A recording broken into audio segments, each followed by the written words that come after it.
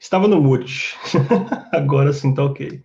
Eu coloquei o chat aqui do lado que eu consigo me comunicar com todos vocês. Ok? Deixa eu arredar para cá. Arredar. Você já desconfia logo que a pessoa é mineira. Então, pessoal, primeiramente, muito obrigado pela participação de todo mundo aí. Muito obrigado por vocês estarem conectados comigo. Sejam muito bem-vindos aí ao Festival da Tecnologia Microsoft. Qualquer dúvida que vocês tiverem, vocês podem me mandar aqui no chat. Vocês estão conseguindo me ouvir bem? Tá tudo ok? Tá tudo 100%? Me mandem aqui um joinha no chat. Agora acho que parece que foi tudo certinho. A tela também está sendo compartilhada. Ok, tudo ok, perfeito. Obrigado, viu, Marcelo, da Mulher Fernandes. Obrigado aí, gente. Bom, a palestra que eu vou passar para vocês hoje é sobre segurança de identidades no Azure. É um tema que eu gosto muito de falar sobre isso, né? Como é que a gente cria uma estratégia de gerenciamento de controle de acesso resiliente com o Azure Active Directory. Aí você para, você olha e fala, nossa, que nome grande, que coisa estranha, como é que é isso? Para que serve? Vamos lá que a gente vai bater um papo ainda hoje muito sobre isso aqui. Bom, primeiramente, eu vou apresentar para vocês, antes de mais nada, meu nome é Gustavo Magela. Geralmente eu costumo começar todas as palestras falando, e aí, seus trem bonito, tudo bom com vocês? Geralmente é a minha saudação que eu uso, eu espero que estejam todos bem, que a família de vocês estejam bem, que vocês estejam todos sãos e salvos durante todo esse período complicado que a gente está passando. Meu nome é Gustavo Magela, eu sou Cloud Architect e Cybersecurity Specialist, né? Arquiteto de Cloud, especialista em cibersegurança, em segurança da informação. Também atuo como MVP da Microsoft. Atualmente estou fazendo mestrado em Cybersecurity também pela SCONSIL, está bem legal, bem divertido, tem algumas certificações de Azure. Se alguém tiver interesse em bater um papo, em trocar uma ideia, deixa eu só fechar minhas notificações aqui. Eu acho que elas pipocam na tela. Deixei ele aberto aqui. Se alguém quiser bater um papo e trocar uma ideia sobre Azure e sobre Cybersecurity, é só me pingar nas redes sociais, Instagram, LinkedIn. Geralmente eu costumo responder mais rápido o LinkedIn e o Instagram, mas podem me seguir nas outras redes também. E eu sou do Brasil, Belo Horizonte. Não sei se vocês estão conseguindo identificar meu sotaque carregado demais da conta. E atualmente, hoje eu moro em Dublin, eu moro na Irlanda. O pessoal está mandando meu LinkedIn aí, podem adicionar dúvida que vocês tiverem, sugestão de alguma melhoria no conteúdo, até mesmo dúvidas sobre carreira aqui na Europa e etc. De uma certa forma, eu tento quebrar muito a quarta parede e trocar ideia com a galera, né? Porque, assim, a gente é gente comum mesmo, normal, não tem nada dessa, não. Vamos trocar ideia, a gente precisa se ajudar como seres humanos, né? Eu acho que foi a grande mensagem que essa pandemia deixou, pelo menos para mim, e deixou para todo mundo, né? Não que eu já não tinha esse espírito, mas ainda ficou mais latente, essa ajuda mútua que a gente tem que ter durante todos esses dias difíceis que a gente está passando. Então, qualquer dúvida que vocês tiverem do conteúdo, não estou a fim de perguntar na frente da galera, quero mandar depois, velho, pode me pingar nessas redes sociais aí que é sucesso, tá? É super tranquilo. Tá, então o que a gente vai esperar aí da apresentação hoje? Basicamente, eu vou falar alguns pontos bem importantes sobre segurança de identidade, conta, credencial, etc. Então, a gente vai falar sobre esse que a gente chama de Identity Security Challenge, que é tipo, cara, os desafios da segurança da identidade em si, né? Eu vou falar um pouco sobre como que o Azure Active Directory vai te ajudar a fazer isso, para não, cara, como que eu faço para poder montar a minha estratégia de segurança da identidade? Por que identidade, cara? Para quê? Por quê? Né? Eu vou falar um pouco sobre boas práticas e algumas recomendações, né, no Azure Active Directory. Tipo, cara, o que eu acho que a gente deveria, trabalhando no field, trabalhando no ramo, né, trabalhando como arquiteto agora, já tem 2 anos que eu estou aqui fora, já estava trabalhando no Brasil também como arquiteto. O que eu vi durante esses rolês aí da minha carreira, os projetos em que eu trabalhei, qual foram as melhores práticas, até mesmo recomendações da própria Microsoft para utilizar no ambiente, no Azure da maneira geral, até mesmo a proteção não somente do Azure, mas também do ambiente on-premise. A gente vai falar um pouco de Identity Protection e no final eu vou fazer umas considerações e algumas questões, responder algumas dúvidas e tal. A palestra ela costuma durar cerca de 40 a 45 minutos aí, essa palestra. Vou tentar não falar muito, eu sou muito famoso em ser prolixo, falar, igual o pobre na chuva, acaba que não dá tempo.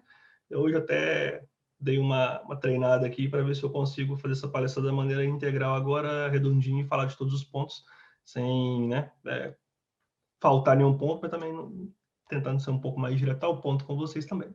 Bom, quando a gente fala de segurança de identidade, todo mundo fala assim, identidade e tal. É o que eu costumo dizer.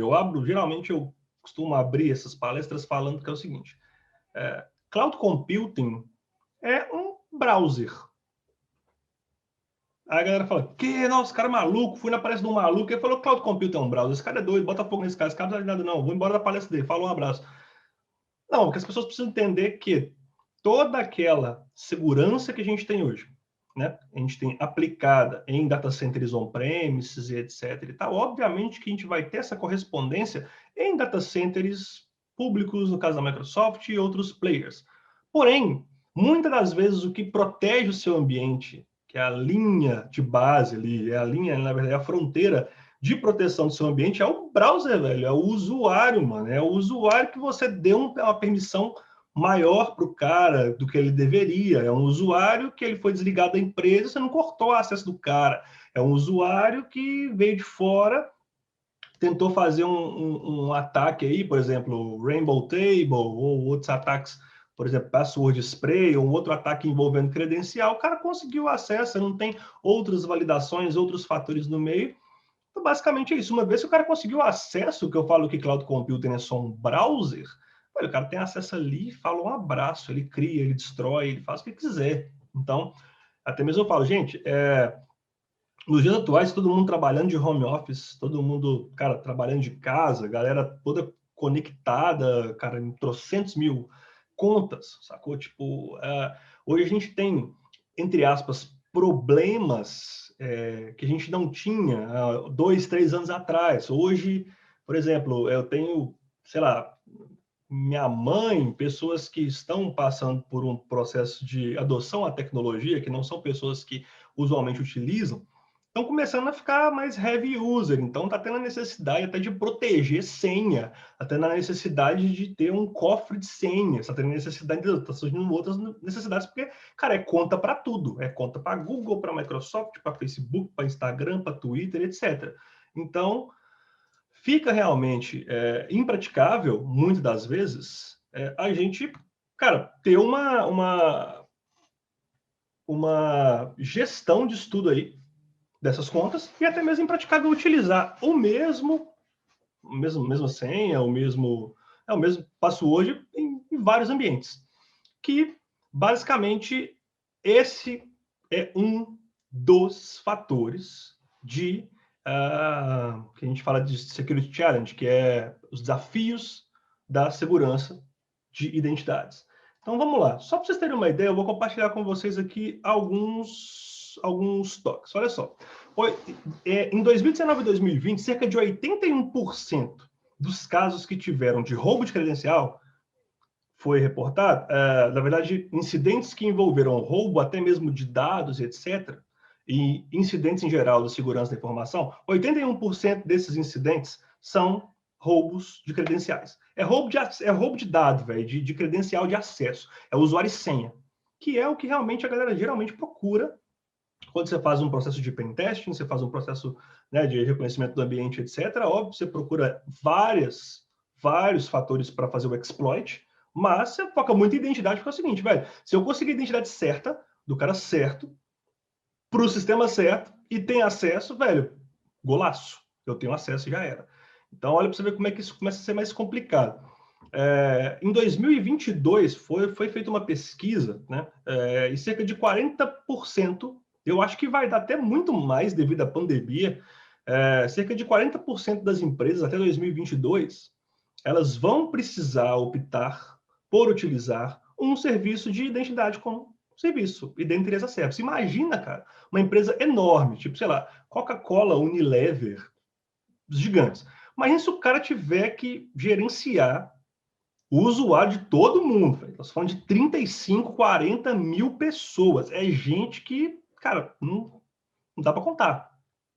Então, até 2022, até mesmo as médias empresas e pequenas, que hoje vem desse cenário de pandemia, vem desse cenário de acesso de múltiplas ferramentas, vão precisar utilizar um serviço, uma plataforma que a gente chama de Identity as a Service, a identidade como serviço mesmo, entregando essa parte de identidade e controle como serviço. E ainda tem um terceiro porém, é que muitas empresas estão na correria, que aqui na Europa também não fica muito diferente, né? A galera fala, o cara foi para a Europa, só mexe em data center da NASA, fica dentro de nave espacial, foguete, não é, mano.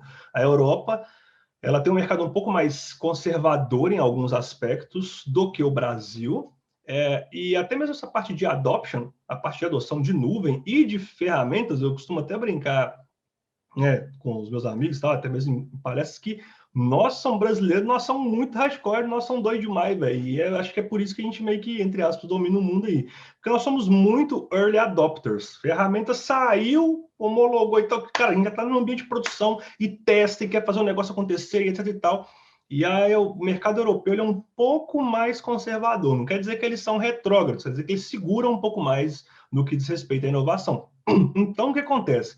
Muitas das vezes, essas soluções elas vão precisar conversar com soluções internas, com soluções on-premise, com solução dentro de casa. Então, você já tem um software que é legado, você já tem uma aplicação que ela é legada, que ela já está na sua infraestrutura há muito tempo. Cara, você vai precisar que essa ferramenta de gestão de identidade, ela converse com o seu ambiente interno. Porque se tiver que, não, cara, lembra que os usuários dessa aplicação, lembra? Esquece tudo aí, tem que cadastrar tudo. Não funciona.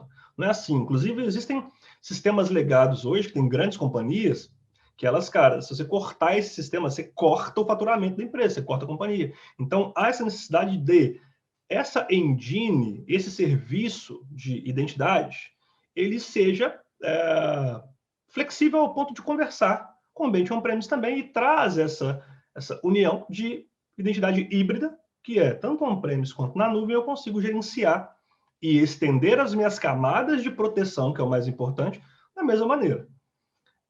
O quarto ponto é que é o seguinte, cerca de 63% dos vazamentos de dados confirmados, tipo assim, cara, vazamento de dados confirmado, gente, né? Tipo assim, notícia de WhatsApp, minha mãe falou, né? Confirmar, tipo assim, velho, depois que ocorre um vazamento de dados de uma empresa, ela passa pelo processo de investigação criminal forense, etc.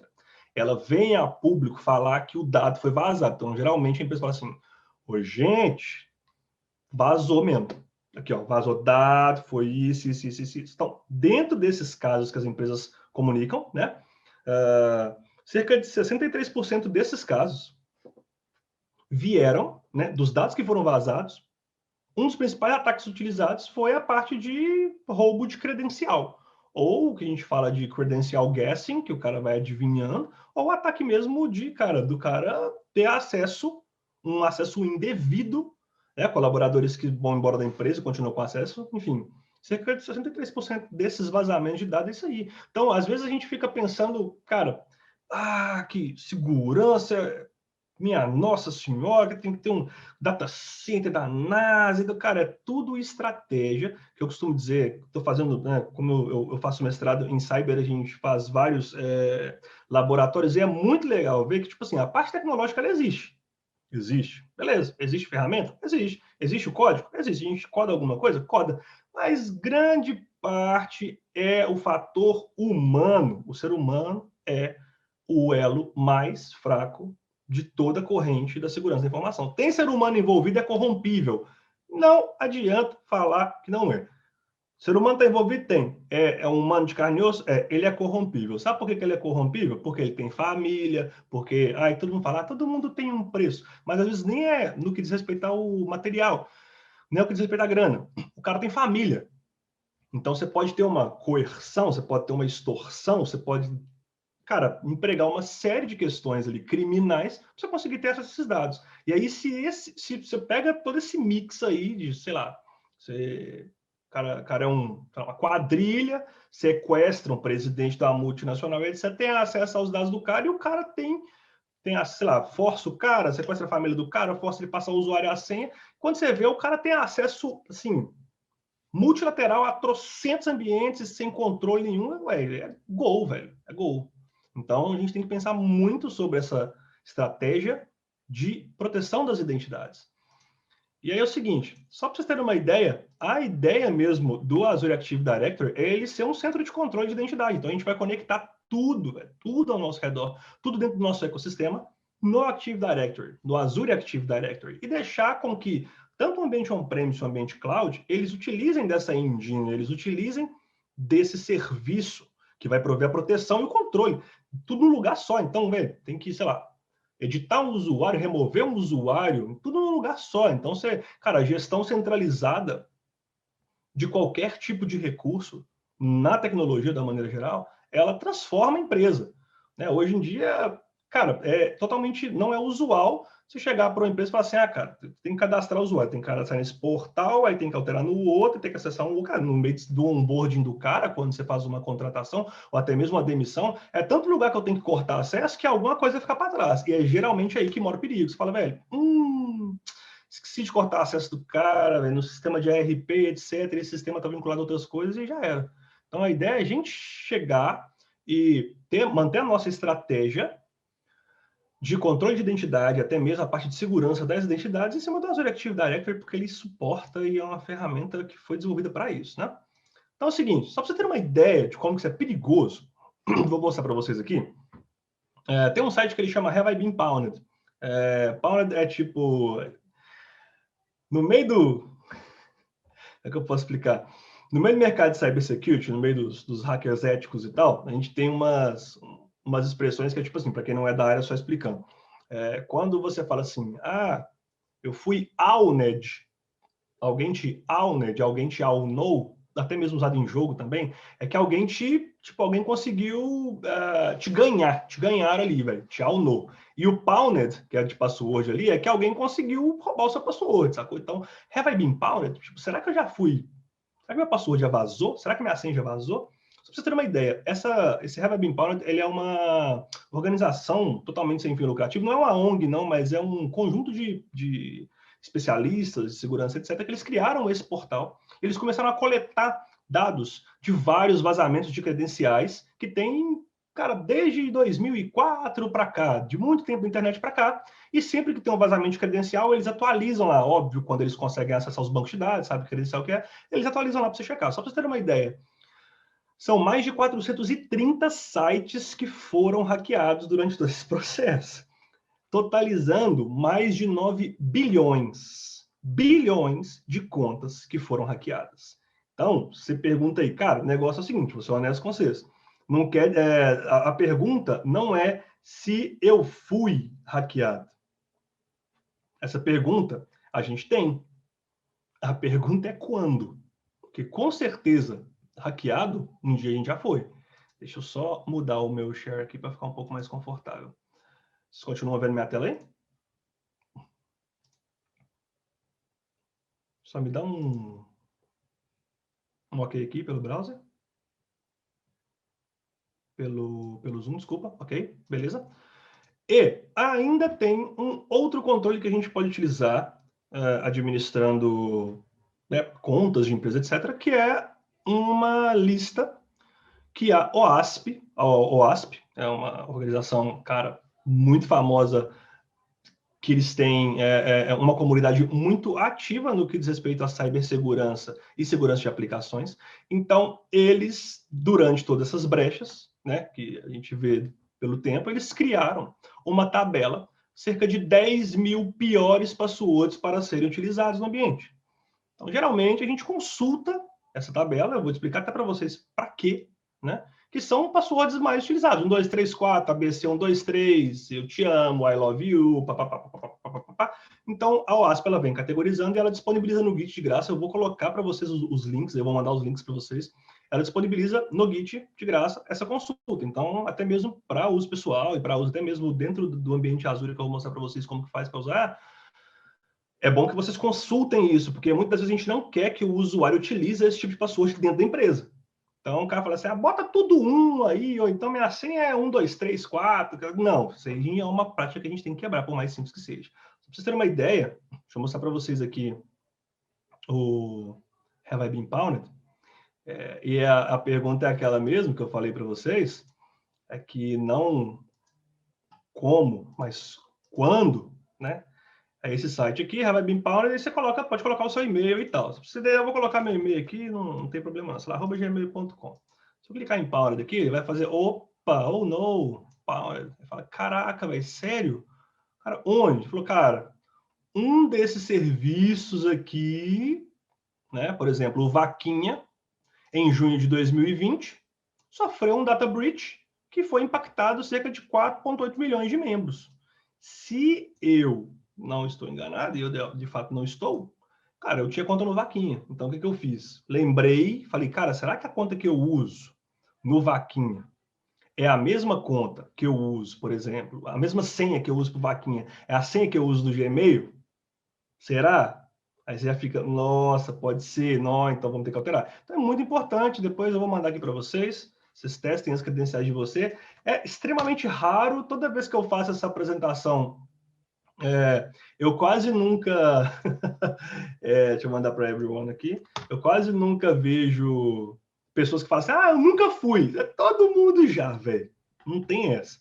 E a OASP Top 10 Worst Passwords aqui também, estou colocando aqui o GitHub da OASP, se vocês darem uma conferida, que é uma série de passwords aqui, que eles falam para não usar. Guitar, I Love You, Falcon, Matrix, Camaro, que é uma lista realmente muito grande, que a gente vai usar isso aqui para poder impossibilitar alguns usuários de utilizarem esses passwords aí zoadaço no nosso ambiente em cloud, que a gente não quer isso, né?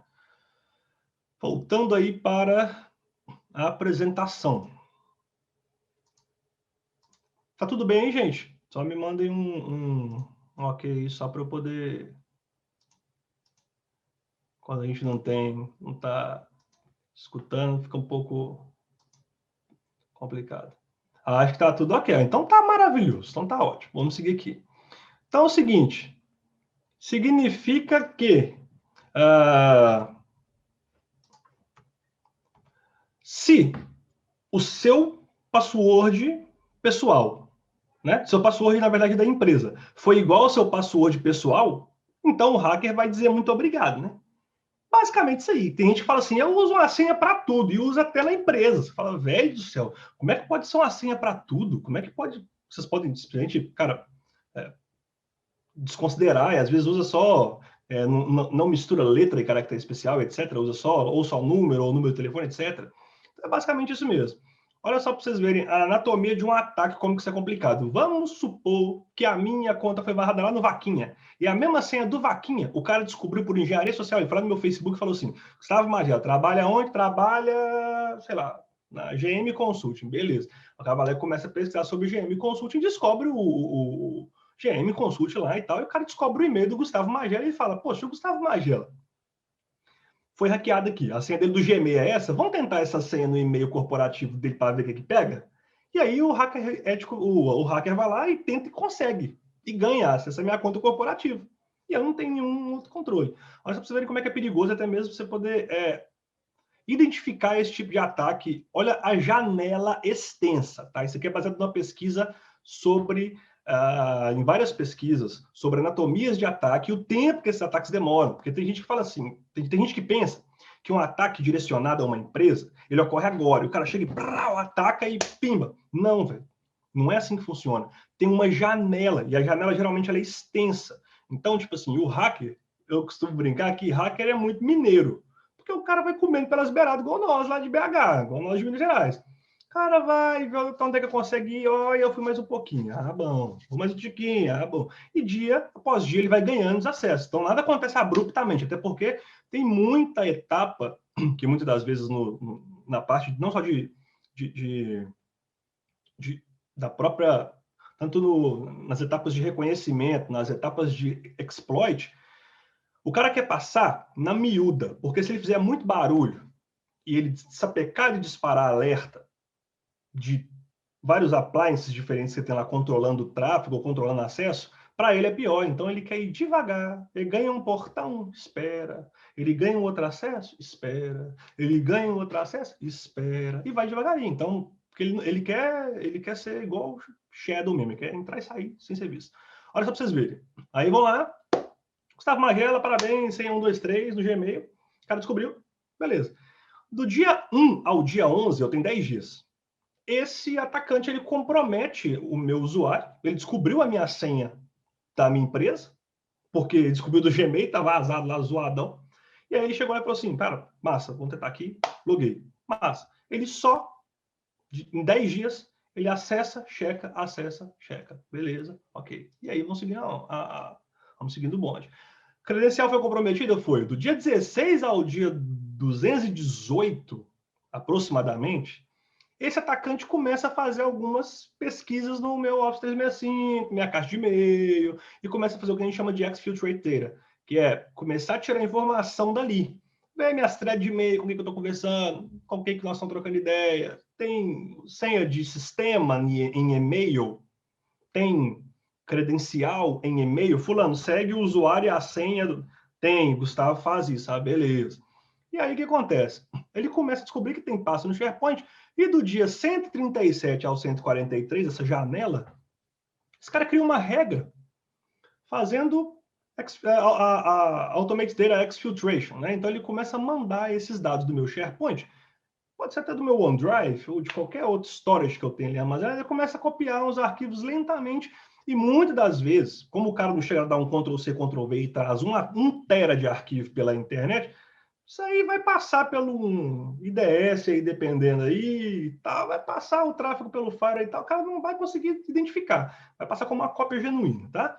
Dependendo dos casos. Só que ele na etapa 2 ali, o que ele pode fazer? Ele faz o que a gente chama de pivot to on-premise. Ele fala, opa, então beleza, até aqui então momento a gente está na cloud aqui, eu vi o e-mail do Gustavo, eu vi o SharePoint dele, papapá, e tá suave, por enquanto estou só pegando informação. Só que eu também vi no e-mail dele que ele tem lá um e-mail que ele recebe de uma VPN. Ele recebe um códigozinho da VPN. E aí esse cara vai lá e usa essa credencial para testar o acesso à VPN. Ele fala, então se ele acessa. Se eu vi no e-mail dele lá, que eu comecei a fazer o exfiltrate de data, se o cara está recebendo acesso, um códigozinho de acesso de VPN, esse cara tem acesso a VPN. E o que trafega em VPN? Dados sensíveis. Geralmente o que trafega em VPN é dado que você não quer que trafega na internet. Você criptografa o meio. Mas o que as pessoas não entendem, às vezes, de VPN, é que não garante as pontas. Até então, momento ali, eu estou falando de ponta. Origem e destino. O meio, beleza. Você vai mandar informação, ela vai encriptar, já era, morreu. Tem como o cara chegar na internet e snifar. Mas se eu ganhar acesso à máquina do cara, aí a vaca vai pro brejo, né, velho? Porque aí, olha só, ele faz o movimento lateral, ele ganha acesso a VPN, faz o movimento lateral e fala assim, velho, tem acesso a VPN. Você não sabe, é melhor. Quando o Gustavo conecta na VPN aqui, eu consigo acessar servidor de banco de dados, consigo acessar servidor de arquivo, consigo acessar servidor de pagamento da galera, e aí ele executa o que a gente faz, que a gente chama de movimento lateral. Então, por causa de uma senha do Gmail, que era 123, e eu uso a mesma senha dentro da empresa, e o cara fez... Olha para vocês verem que o esforço tecnológico no que diz respeito a ferramental, etc., ele é baixo. O que o cara está fazendo ali é só engenharia social, é só o somebody love, é só a guerra de informação. E eu tenho uma janela de 243 dias para eu conseguir, pode ser até 243 dias para eu conseguir identificar esse ataque. E essa janela é tão grande que muitas das vezes eu não consigo saber com exatidão que dia que o ataque começou. E isso é perigoso. Por quê? Porque se eu não sei que dia que o ataque começou, eu não tenho, muitos dos casos, como fazer muita coisa. Porque geralmente a galera fala assim, que dia que foi a infecção? Por exemplo, no caso de ransomware ou roubo de informação. Foi hoje. É o cara, beleza, então, formata tudo e volta o backup de ontem. Aí você fala, brother, eu não sei, tem 240 dias que o cara tá rodando aqui dentro do ambiente, aqui, passando. A gente não sabe muito ao certo de quando que é, a gente tem noção, mas, cara, é uma janela muito grande. Então, esse aqui é o novo perímetro. Então, a gente nem está preocupado tanto com o no ramo de cyber, quando a gente fala de cybersecurity, a gente está falando de proteção e tal. Beleza, a gente tem, cara, preocupação com rede de perímetro, DMZ, toda a parte de circuit gateway, outros firewalls, por exemplo, firewall stateful, IDS, IPS, UTMs, etc., temos preocupação, mas o usuário, ele se tornou um novo perímetro. Isso é muito difícil as pessoas, às vezes, entenderem isso, porque, velho, é um usuário que você compartilha assim, não, fulano, entra com a minha senha mesmo, 1, 2, 3, 4, 5, 6. E, cara, isso traz um pepino para sua empresa depois, vai te trazer um problema a larga escala. Olha para vocês verem. Então, tá, não tem o que fazer, né, Gustavo? Start process cry a lot, né, velho? Verbo run as, tipo, roda como administrador, velho, começa a chorar desorientadamente. Não é isso. Vou explicar, então, como que a gente faz para a gente poder minimizar isso aí, a gente poder sanar essas questões e ficar 100%. E vocês conseguirem entender como que a gente protege as identidades, que é muito importante, essa camada de proteção. A Microsoft, ela tem o que a gente chama de Identity Principles, né? Ela é basicamente líder da indústria no que diz respeito à segurança da informação.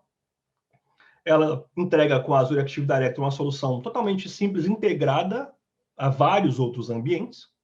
E é um ambiente totalmente interoperável. Não tem mais essa história de Linux, não tem mais nada disso não, velho. É interoperável. Conversa com várias plataformas diferentes, tá?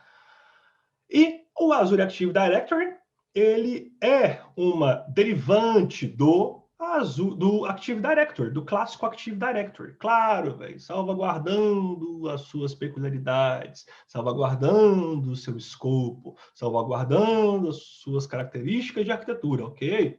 Mas é uma derivante, querendo ou não. Inclusive, eles conversam muito bem, né? Tanto o Azure Active Directory como o Active Directory, eles se comunicam, eles se conectam, você pode fazer um sync de informações neles, para, né? E o que é realmente muito importante que se trabalha assim, inclusive no ambiente que é on-premise, né? O qual a gente tem o nosso Windows Server lá, o Active Directory, a gente usa o AD Connect para poder fazer o quê? Sincronizar as nossas identidades on-premise para a nuvem e a gente estender essa camada de proteção que está na nuvem para o ambiente on-premise também. Então, o esforço, às vezes, gerencial e até mesmo de arquitetura, de planejamento, etc., quando a Microsoft te oferece esse tipo de solução, ele fica relativamente baixo. Né? Você consegue fazer assim, uma gestão integrada do seu ambiente, tanto on-premise quanto na nuvem, da maneira centralizada, velho. Tá tudo num lugar só ali, tá suave, todo mundo já... Cara, é super intuitivo, super gráfico, a user interface ela é muito fluida, é muito palatável. Clica no mais para adicionar, clica no para deletar. Isso você pode aplicar outras regras e tal, e fazer o sync de ambiente. Então, uma solução fantástica, né? Sendo assim, a gente cria esse perímetro de segurança da identidade todo voltado para o Azure AD. Então, o Azure AD ele fica sendo a nossa estrela da festa. E aí o ambiente on-premise é conectado e eu tenho, inclusive, eu posso utilizar soluções como, por exemplo, o Azure B2C para poder conectar Facebook, Twitter, naquelas funções de OAuth, por exemplo, aquelas funções de validação de credenciais vindas de fora. Vocês já observaram, algumas plataformas têm log como Google, log com a sua conta do Facebook. Então, eu já consigo também integrar, utilizar o AD para poder prover essa luva de comunicação, para poder prover essa conexão entre ambientes, que são isso, né? E entendam duas coisas. Por que a gente usa por que utilizar um ID AES ele é tão importante? A gente precisa proteger dois pilares do que diz respeito à segurança de identidade. É a autenticação e a autorização. O que é a autenticação? A autenticação, ela envolve o que você sabe, o que você tem e o que você é. O que você sabe, sua senha. O que você tem, geralmente, um PIN. O que você é, questões biométricas. E a autorização. Uma anda sempre de mão dada com a outra. Não tem como ter autenticação sem autorização, autorização sem autenticação. De certa forma, tem, mas assim, elas devem andar sempre de mãos dadas, tá? E a autorização é acesso a aplicativos, recursos, dados, até mesmo níveis de acesso. Então, por exemplo, quando você autentica uma pessoa, alguma coisa que ela sabe, alguma coisa que ela tem, alguma coisa que ela é, fala assim, opa, beleza, o Gustavo é o Gustavo. Qual o acesso que ele tem? É uma segunda camada. Então, tipo assim, o Gustavo é o Gustavo, por isso, abre a porta aí, passa boi e boiada. Não. Ainda assim, o Gustavo sendo Gustavo, ele vai até um limite. Ele tem o acesso dele extremamente justo para o que ele precisa fazer. Nem a mais, nem a menos. Velho, Mowgli, o menino lobo. Necessário, somente o necessário. O extraordinário é demais. nem a mais, nem a menos, ok? E com isso, a Microsoft ela cria essa malha, ok? De gerenciamento de identidade de múltiplos, em múltiplos ambientes. Só para vocês terem uma ideia, o Azure Active Directory ele chega a ingerir de ingestão, né, para a engine, para o machine learning dele lá, cerca de 171 terabytes de logs de atividade por dia. Só para vocês terem uma ideia, se eu, por exemplo, digitalizar toda a biblioteca do Congresso Nacional Americano, dá 10 terabytes. Então, significa que o Azure Active Directory ele ingere por dia cerca de 17 bibliotecas do Congresso. Todo dia. 171 terabytes de dados de atividade, activity logs. Baseado nisso, a Microsoft ela vai treinando os modelos dela lá de machine learning, ela vai treinando todo o ambiente para poder responder a uma ameaça ou responder a um evento da maneira mais efetiva possível. Cara, mais informação que isso, nossa senhora, nossa, então é muito dado. Beleza. Tá. E aí, velho? O que pega? Vamos lá, então, explicar para vocês como que você usa esse poder de informação que a Microsoft tem, esse poder todo que ela tem de toda essa coleta e esses serviços no Azure para poder proteger o seu ambiente. Foi aí que eu criei essas 6 etapas, eu organizei essas 6 etapas para que você consiga controlar, na verdade, melhorar e até mesmo criar um gerenciamento de atividade, um gerenciamento de identidades de contas e acessos no Azure da maneira eficaz. Primeira coisa, vamos proteger as identidades especiais. Quem que são as identidades especiais? Velho, as identidades especiais que eu chamo aqui é aquela galera que tem um alto nível de acesso. Administrador de rede, administrador de plataforma. O cara que tem um acesso extremamente high level, velho, com o usuário desse cara aqui, você faz um estrago. Primeira coisa, você protege esse cara. Então, o que a gente faz? Vamos puxar do nosso ambiente on-premise, a gente joga para o Azure, configura o seu AD Connect primeiro. Beleza? Beleza? Pega o seu ambiente on-premise lá, todas as credenciais que você tem, joga para o Azure, ok? Vamos jogar lá, vamos sincronizar e assim eu mantenho a cloud, o Azure, conectado com o meu Windows Server, sincronizando ali as credenciais, tudo sendo gerido em um lugar só. Ok. Segunda parte velho, habilita o MFA, o múltiplo fator de autenticação. É de graça, velho, igual injeção na testa. Só você digitar ali, ó, aka.ms/enable-mfa, faz o passo a passo que você consegue habilitar. O MFA ele é o múltiplo fator de autenticação. Ou seja, você vai logar com o seu usuário sua senha e depois ele pode te mandar um SMS para o telefone ou usar o Microsoft Authenticator como um provedor de um PIN, né? E etc. Então, faça isso para as identidades especiais, para a galera que tem o mais alto nível de permissão.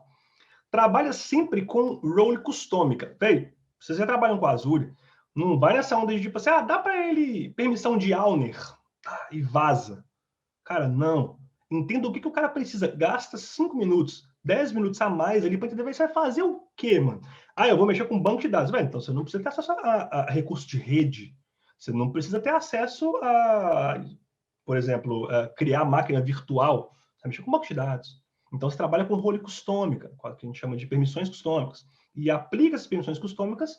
Dá trabalho, gente. Eu sei. Às vezes é osso fazer isso. Mas, cara, é um preciosismo, parece preciosismo, mas é muito importante. Outra questão muito importante trabalhe com o que a gente chama de Conditional Access Policies, que são políticas de acesso condicional no Azure. Essas políticas elas vão medir baseado em eventos e baseado em ocasiões se o cara pode ter um acesso a um determinado software, a um determinado recurso. Tá? Então, trabalha com isso, que assim, eu vou até explicar como é que vai funcionar, bem legal.